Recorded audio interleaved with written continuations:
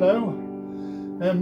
I was looking through my channel the other day. I remembered a review I did of this little Hofner travel amp a while ago, and I mentioned on there that I would do a review of this, the Hofner Travel Guitar, and I didn't.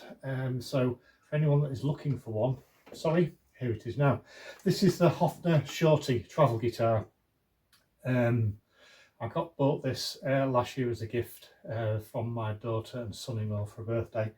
And I thought I'd just give you a quick rundown of the good things, the bad things. So just basically anyone that's out there that's looking at getting ones, getting a bit of information. When I took it out of the box, initially the neck was very, very dry. The fretboard was ridiculously dry, so that had some oil straight away. The stock strings weren't brilliant either, so I've replaced those with Ernie Ball hybrid slinkies. Plays a lot better now, but it's not the best for staying in tune. Just from a construction perspective, you've got a basswood body, you've got a maple neck, and you've got a rosewood fingerboard.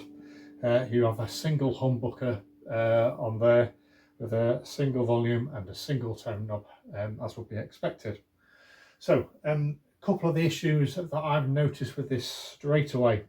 Firstly, doesn't sit well if you like sitting down and playing. It doesn't sit well on your knee. It's very, very small bodied, and the shapes do it wrong for me.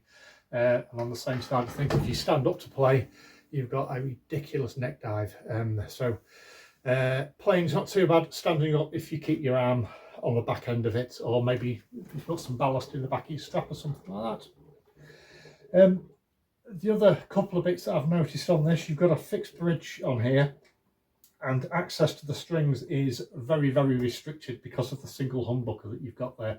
So to replace any of the strings, you do need to remove the bridge to be able to get into the back, push the string through, which means if you're regular E-string snapper, it's going to cause you a bit of work there because you need to take it all to pieces. It's not just a case of pushing another string through. Strap locks, or strap buttons rather, one on the side at the back as per normal, but the front one is actually virtually on the screws for the neck, and it sits at a wrong angle for me. What I did notice, if I just had it with the stock buttons on there, if you stood up and your neck dived, because of the way the strap was, it tended to pull out a little bit, and it came very, very close a couple of times to actually losing the guitar on the floor. So I fitted some locking straps on this just to be safe. Aside from that, it plays nice, to be fair. It's a nice little guitar. It's a good bit of fun, and it's an ideal size if you go away anywhere and you just want something for a travel guitar. It comes with its own little bag. It's got a pocket on the front which is big enough to fit this little amplifier in and a couple of cables. So if you're short on space, then it's not too bad at all.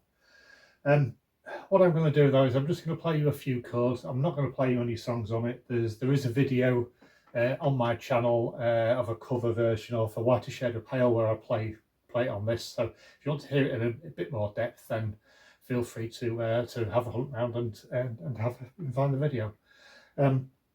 So just on the clean setting, it's a reasonably nice clean sound.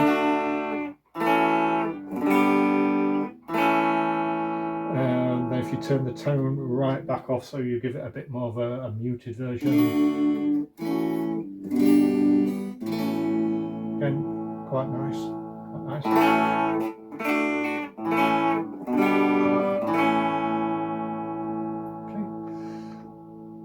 If we then switch across to a more overdriven sound, I'll put the gain up to about 50%. The tones in around the middle, I'll just turn the volume off a little bit so it's not going to be too loud. So you've got a nice overdriven sound with the tone open full.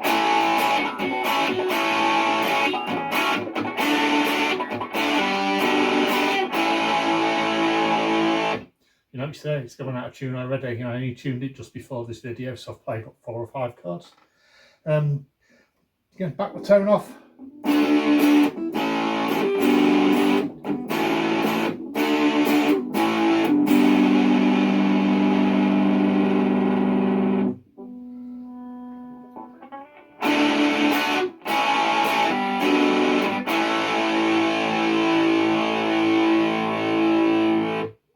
So that's just running directly into this amplifier using the gain channel on the amplifier with no other effects.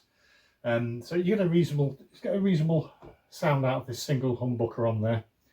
I'm going to leave the video at that. It's just a quick review of what it's like. It's a good bit of fun, to be fair. They're not expensive. If you like playing around and you want something a little bit different, it's ideal.